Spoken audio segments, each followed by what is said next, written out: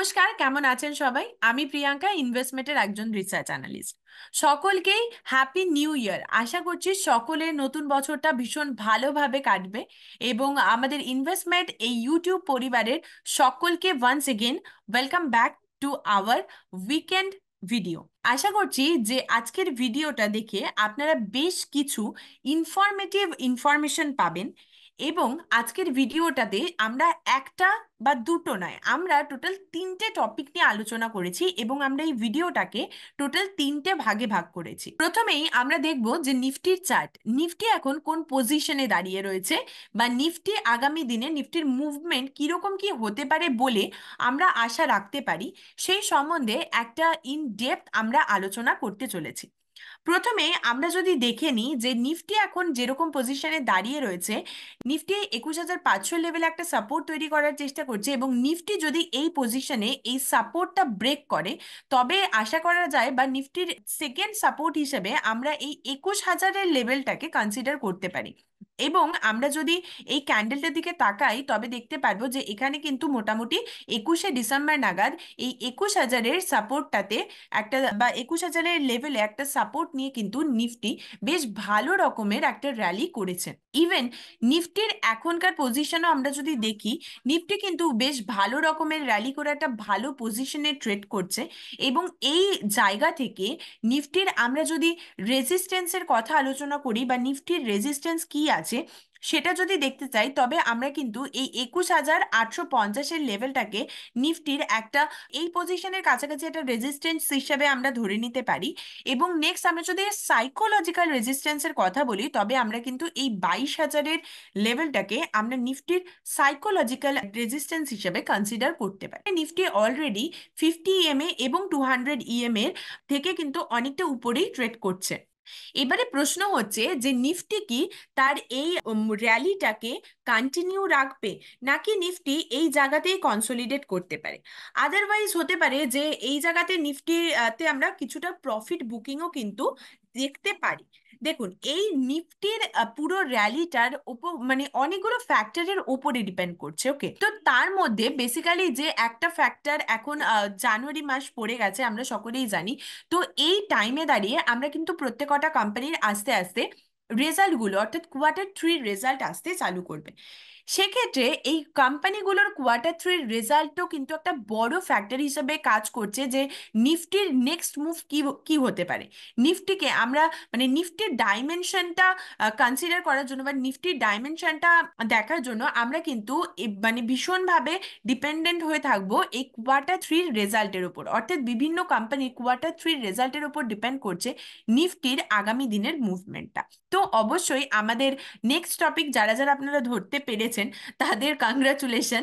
তো আমাদের next topic রয়েছে কিন্তু যে আমরা কিছু কোম্পানি বেছেছি, যেমন মার্কেটে যারা বিগ প্লেয়ার রয়েছে সেরকম কিছু আমরা কোম্পানিকে চুজ করেছি এবং সেই কোম্পানিগুলোর এখনো তো রেজাল্ট আসেনি, এখনো পর্যন্ত সেই কোম্পানিগুলোর রেজাল্ট আপডেটস কি আছে সেরকমই আমরা টপ মানে মোটামুটি বলা যেতে পারে আমরা 4টে কোম্পানি বেছেছি।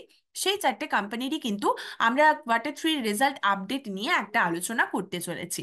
দেখুন, এই আলোচনা কিন্তু আমরা মানে কোয়ার্টার 3 রেজাল্ট যে আপডেটগুলো আমরা দেব ভীষণ ইন শর্ট আমরা একটা আলোচনা করব, জাস্ট একটা ওভারভিউ। এখনো যেহেতু রেজাল্ট আসেনি, যখনই কিনা রেজাল্ট চলে আসবে আমরা আমাদের বিভিন্ন সোশ্যাল মিডিয়া হ্যান্ডেল, ফেসবুক, আমাদের টেলিগ্রাম বলুন বা আমাদের যে ইনভেস্টমেন্ট অ্যাপটি আছে সেখানে কিন্তু আমরা রেগুলার বেসিস সেই রেজাল্টগুলো পাবলিশ করব। তার জন্য অবশ্যই আপনারা আমাদের সোশ্যাল মিডিয়া হ্যান্ডেলগুলোতে চোখ রাখুন। যদি এখনো পর্যন্ত আপনি ইনভেস্টমেন্টের অ্যাপটি ডাউনলোড না করে থাকেন তবে অবশ্যই আজই গুগল প্লে স্টোর থেকে আমাদের ইনভেস্টমেন্ট অ্যাপটি কিন্তু ডাউনলোড করে নিন। তো প্রথমে আমরা যদি এইচডিএফসি ব্যাংকের কোয়ার্টার 3 রেজাল্টের কথা দেখি, এখানে কিন্তু এইচডিএফসির অ্যাডভান্স গ্রো প্রায় 63% গ্রোথ আমরা এখানে দেখতে পেরেছি। তো এখানে আমরা এইচডিএফসির কিন্তু প্রায় 63% গ্রস অ্যাডভান্সে গ্রোথ দেখতে পেরেছি এবং যা কিনা এই গ্রোথ হওয়ার পরে দাঁড়িয়ে রয়েছে প্রায় 25 লক্ষ কোটি টাকায়। ওকে, তো কোয়ার্টার 3 মোটামুটি রেজাল্ট আপডেট যা আসছে সেখানে এইটা কিন্তু একটা পজিটিভ ইন্ডিকেশন দিচ্ছে এই কোম্পানিটির জন্য। নেক্সট যদি আমরা এর ডোমেস্টিক রিটেল লোনের যে গ্রোথ রয়েছে সেখানে আমরা দেখতেই পাচ্ছি ক্লিয়ারলি এখানে প্রায় কিন্তু 111% গ্রোথ আমরা এখানে দেখতে পাচ্ছি, হুইচ ইজ হিউজ। ওকে। তো অ্যান্ড নেক্সট আমরা যদি এই কোম্পানিটির লেন্ডার ডিপোজিট দেখতে যাই, সেটাও কিন্তু প্রায় 28% বেড়ে 23 লক্ষ কোটি টাকায় দাঁড়িয়ে রয়েছে।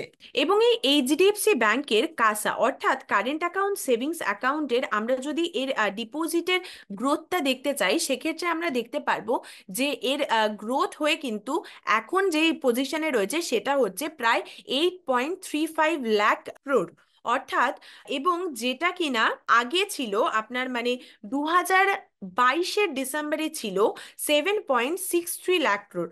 তো আমরা যদি এর ইয়ার অন ইয়ার গ্রোথ দেখতে যাই, সেক্ষেত্রে কিন্তু দেখতেই পারবো যে 9.5% এর গ্রোথ হয়েছে, অর্থাৎ কাসার গ্রোথ হয়েছে।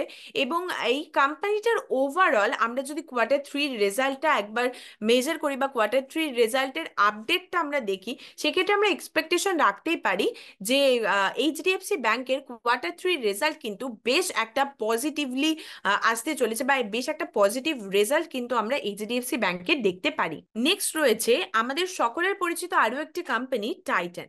এবং টাইটানে কিন্তু এখানে রেভিনিউ গ্রোথ প্রায় 22% বৃদ্ধি পেয়েছে। এবং আমরা যদি দেখতে চাই যে এই কোম্পানিটি কিন্তু তার জুয়েলারি সেগমেন্টে বা জুয়েলারি ডিভিশনে প্রায় 21% year on year domestic growth দেখিয়েছে। এবং এই কোম্পানিটি টোটাল 90টা স্টোর এই কোয়ার্টারে ওপেন করেছে। কারণ সেপ্টেম্বর কোয়ার্টারের পরে এই কোম্পানিটির টোটাল স্টোরের সংখ্যা ছিল 2859টা, যা এই ডিসেম্বর কোয়ার্টার অর্থাৎ কোয়ার্টার 3 এর পরে যে স্টোরের সংখ্যা হয়ে দাঁড়িয়েছে কিন্তু এখানে 2949টি, অর্থাৎ একটা কোয়ার্টারে কোম্পানিটা প্রায় 90টা স্টোর ওপেন করেছে। এবং এক্ষেত্রে আমরা এই কোম্পানিটার রেভিনিউতেও কিন্তু একটা বেশ ভালো রকমের গ্রোথ দেখতে পারবো বলেই, মানে এই রেজাল্টে একটা ভালো রকমের গ্রোথের দেখতে পারবো বলেই আশা করছি। তো এখানে কোম্পানিটার যদি ওভারঅল একটা বলা যেতে পারে, কোম্পানি এক্সপ্যান্ড করছে ধীরে ধীরে, এবং তার সাথে সাথে কোম্পানির রেভিনিউ গ্রোথ বলুন, কোম্পানির জুয়েলারি সেগমেন্টের গ্রোথ বলুন, অথবা কোম্পানির ওয়াচ এবং ওয়্যারেবল সেক্টরে প্রায় কিন্তু 23% ইয়ার অন ইয়ার গ্রোথ দেখিয়েছে। এবং যেটা দেখার পরে মনে হচ্ছে যে টাইটানের কোয়ার্টার 3 রেজাল্টটা কিন্তু বেশ একটা পজিটিভ ভাবেই আসতে চলেছে, just like HDFC bank. Next আমরা আমাদের আইটি সেক্টর থেকে উইপ্রোকে বেছে নিয়েছি। এবং এই উইপ্রোর ক্ষেত্রে বলা হচ্ছে যে এর নেট প্রফিট প্রায় 12.2% কমে কিন্তু 2680 কোটিতে দাঁড়াতে পারে। এবং এটা উইপ্রোর ক্ষেত্রে একটু নেগেটিভই বলা যেতে পারে, কারণ উইপ্রোর মতন ফান্ডামেন্টালি স্ট্রং এবং এত বড় একটা কোম্পানির ক্ষেত্রে এই কোয়ার্টারে এবারে ফাইনাল রেজাল্ট কি আসে সেটাই দেখার। কিন্তু এখানে মনে করা হচ্ছে যে এর প্রফিট আফটার ট্যাক্স কিন্তু 12% ইয়ার অন ইয়ার ডিক্রিজ করতে পারে। এবং এই কোম্পানিটির রেভিনিউ কিন্তু প্রায় 22,010 কোটিতে দাঁড়াতে পারে, এবং যেটা কিনা আগের বছরের তুলনায় কিন্তু প্রায় 5.2% কম বলে মনে করা হচ্ছে। এবং এর পাশাপাশি কোম্পানির earning before interest and tax eighty কিন্তু মানে মোটামুটি মনে করা হচ্ছে যে 13.6% ইয়ার অন ইয়ার কমে আসতে পারে, এবং 14% কিন্তু এবিটা মার্জিনও কমে আসতে পারে বলে মনে করা হচ্ছে। তো উইপ্রোর ক্ষেত্রে যেটা ওভারঅল এখনো পর্যন্ত আপডেটস রয়েছে, সেখানে দেখা যাচ্ছে যে উইপ্রোর এই কোয়ার্টার 3 এর রেজাল্টে আমরা কিন্তু খুব একটা পজিটিভ কিছু ইন্ডিকেশন পাচ্ছি না। এখন দেখতে হবে যে উইপ্রোর কোয়ার্টার 3 রেজাল্ট পাবলিশ হওয়ার পরে কি আসে, এবং আপনার পোর্টফোলিওতে কি উইপ্রো রয়েছে সেটা অবশ্যই কিন্তু আমাদের কমেন্টস করে জানাতে ভুলবেন না। নেক্সট আমরা এফএমসিজি সেক্টর থেকে ম্যারিকোকে বেছে নিয়েছি। এবং এই ম্যারিকোর কোয়ার্টার 3 রেজাল্ট আপডেটস কি আসছে, বা এই ম্যারিকোর কোয়ার্টার 3 রেজাল্ট কি হতে পারে, সেটা সম্বন্ধে কিন্তু ইন শর্ট আমরা আলোচনা করব। কারণ যেহেতু এখনো কোয়ার্টার 3 রেজাল্ট পাবলিশ হয়নি, আমরা জাস্ট এর আপডেটস গুলোই কিন্তু তুলে ধরছি। দেখুন, এখানে ডোমেস্টিক ভলিউমস কিন্তু year on year low single digit growth দেখা গেছে, ঠিক আছে। এবং এর পাশাপাশি যদি এর ক্রোড পোর্টফোলিওতে দেখা যাচ্ছে একটা সিকোয়েন্সিয়াল ইমপ্রুভমেন্টও কিন্তু এর পাশাপাশি আমরা লক্ষ্য করতে পারছি। এবং তার সাথে সাথে আমরা যদি বলি যে এই কোম্পানিটির কনসোলিডেট রেভিনিউর কথা, তবে এর কনসোলিডেট রেভিনিউ কিন্তু কমে গিয়ে ইয়ার অন ইয়ার সিঙ্গেল ডিজিটে দাঁড়িয়েছে। তো এখানে দেখুন আস্তে আস্তে সমস্ত কোম্পানিগুলোর, এগুলো তো আমরা জাস্ট একটা আপডেটস নিয়ে আলোচনা করলাম, আস্তে আস্তে প্রত্যেকটা কোম্পানি কোয়ার্টার 3 রেজাল্ট আসতে শুরু করবে, এবং সেই প্রত্যেকটা রেজাল্ট কিন্তু আমরা অবশ্যই আমাদের যে অ্যাপ্লিকেশনটি আছে ইনভেস্টমেন্টের, সেখানে আমরা রেগুলার বেসিসে পোস্ট করব। তো অবশ্যই সেখানে চোখ রাখতে পারেন আপনি যদি ইন্টারেস্টেড থাকেন যে এই কোম্পানিগুলো আগামীতে কিরকম রেজাল্ট করছে বা কোয়ার্টার 3-তে তাদের রেজাল্ট কি হতে চলেছে সেটা জানার জন্য অবশ্যই কিন্তু আমাদের অ্যাপটিতে আপনাকে চোখ রাখতেই হবে। নেক্সট দেখুন, আপনারা প্রচুর জন আমাদের বিভিন্ন সোশ্যাল মিডিয়া হ্যান্ডেলগুলোতে আমাদের কিন্তু মেসেজ করেন বা আমাদের থেকে জানতে চান যে বিভিন্ন স্টকের ফান্ডামেন্টাল অ্যানালিসিস করার জন্য কোন স্টকগুলো এখন কিরকম পজিশনে রয়েছে সেগুলো সম্বন্ধে আলোচনা করার জন্য। আমরা আজকে যে যে কোম্পানিগুলোর কথা বলছি এই ভিডিওটিতে, বা নেক্সট যে কোম্পানিগুলোর কথা বলবো, কোনোটাই রেকমেন্ডেশন পারপাস না, আমরা জাস্ট একটা অবজারভেশন দিচ্ছি। অবশ্যই নিজে ইনভেস্ট করার আগে নিজে অ্যানালিসিস করবেন, তারপরেই কিন্তু প্রত্যেক কটা স্টকে হোক বা আপনি যে সেক্টরে ইনভেস্ট করতে চাইছেন সে সেক্টরে আপনি ইনভেস্ট করবেন। তো নেক্সট দেখুন, আমরা এমন দুটো স্টক নিয়ে আজকে আলোচনা করব যে স্টকগুলো কিন্তু একটা সাপোর্ট লেভেলের কাছে একটা তাদের স্ট্রং স্ট্রেংথ দেখাচ্ছে, এবং আমরা ইতিমধ্যে দেখতে পেরেছি যে নিফটির মধ্যে একটা ভালো র্যালি, এবং তার পাশাপাশি কিন্তু অনেকগুলো কোম্পানিতে আমরা কিন্তু একটা ভালো রকমের র্যালি, মানে অনেক কোম্পানিতে আমরা দেখতে পেরেছি যে 52 উইক হাই ব্রেক করে গেছে, বিভিন্ন রেজিস্ট্যান্স ব্রেক করে গিয়ে একটা ম্যাক্সিমাম কোম্পানি একটা ভালো রকম পজিশন বানিয়েছে। এমন দুটো স্টকের কথা বলবো যে স্টকগুলো ফান্ডামেন্টালি স্ট্রং, বাট তারা তাদের সাপোর্ট লেভেলের কাছে একটা স্ট্রং স্ট্রেংথ বানাচ্ছে। সেরকম দুটো স্টক নিয়ে আজকে আলোচনা করব। প্রথমেই আমরা নিয়েছি এপিএল অ্যাপেলোকে।